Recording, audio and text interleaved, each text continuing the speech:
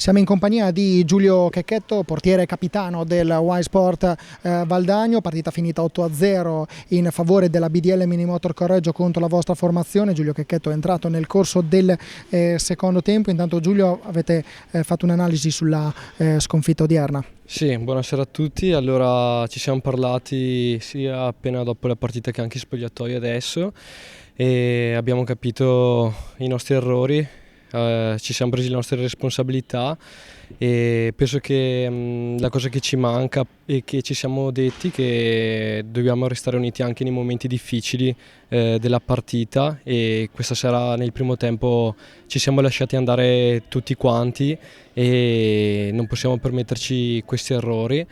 Da una parte è meglio che sia successo adesso perché è la terza partita e quindi c'è tutto il campionato davanti, e quindi dovremo lavorare meglio durante la settimana e cambiare l'approccio iniziale alla partita, che penso che questa sera ci abbia penalizzato molto, perché è difficile andare sotto e non è impossibile riprenderla, perché abbiamo visto che altre squadre lo fanno meglio di noi e quindi dobbiamo rimanere uniti, credere di più in noi stessi e non lasciare andare la macchina da sola, ecco.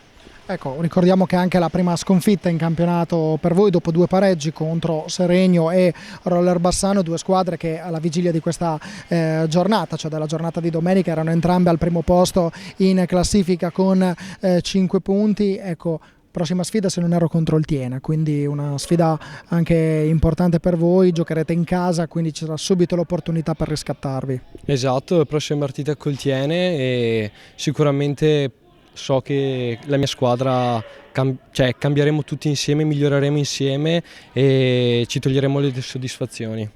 Grazie mille a Giulio Checchetto, in bocca al lupo per il proseguimento di questa stagione. Crepi, in bocca al lupo anche a voi.